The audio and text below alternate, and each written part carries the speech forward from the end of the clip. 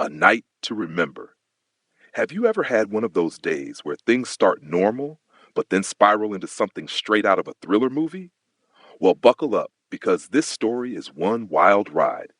It all began when Travis, a quiet, mysterious guy, walked into a hotel room where a European couple, Victor and Anka, were staying. They welcomed him warmly, offering him a drink.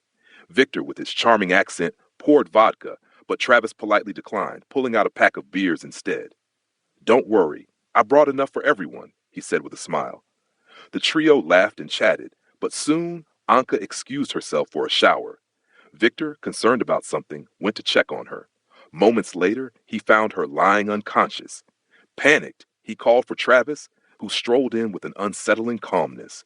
And just like that, Victor's world went dark. The bachelor party detour. Meanwhile, across town, Scott was gearing up for his bachelor party. His fiancée, Amy, gave him a heartfelt hug and reminded him to keep it classy. With that, Scott and his buddy Carter hit the road to Vegas, where they met up with their friends Mike and Justin. The night started innocently enough: casino games, laughter, and a few drinks. Then Carter introduced Kendra and Nikki, two women who claimed to know about a secret party that was all the rage. Against their better judgment, the group decided to check it out. When they arrived at a dimly lit building on the outskirts of town, the vibes were off.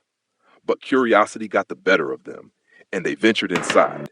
The party was strange, with an air of secrecy that made Scott uneasy. Kendra tried to flirt with him, but he gently declined, explaining he didn't want to jeopardize his relationship with Amy.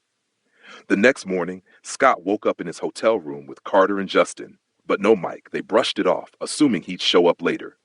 Little did they know, Mike's night had taken a darker turn. Unseen dangers. Mike woke up in a stark, unfamiliar room, his heart pounding.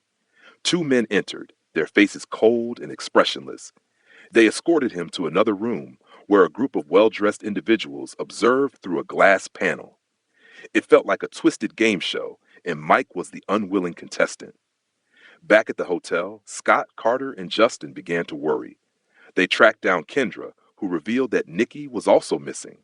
Together, they tried to piece together the mystery.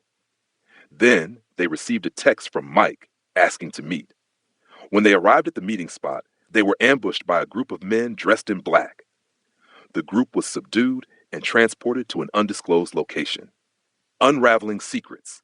Scott and his friends woke up in separate cells, their minds racing with questions. Victor, the European man, was in a nearby cell, looking equally bewildered. Meanwhile, Carter's demeanor shifted. It turned out he was part of a secret organization that orchestrated elaborate games for the amusement of wealthy clients. Scott was horrified to learn that his best friend had betrayed him. Carter tried to justify his actions, claiming it was all part of a larger plan. But Scott wasn't buying it. A daring escape. Scott seized an opportunity to escape, using his wits to outmaneuver the guards. He managed to call the authorities and free Kendra, but their relief was short-lived. Travis, the enigmatic figure from earlier, intercepted them. In a tense confrontation, Scott outsmarted him, ensuring their path to freedom. As chaos erupted in the facility, the remaining clients fled, and the leader of the organization attempted to cover his tracks. Scott, however, wasn't about to let them get away unscathed. Weeks later, Carter, thinking he had escaped the fallout, visited Amy, feigning concern for Scott's disappearance. But Amy, ever sharp, had her own plan. Over a quiet evening, she revealed that Scott was alive. Before Carter could react, Scott appeared, his presence a testament to resilience. Together, Scott and Amy ensured that Carter wouldn't hurt anyone else.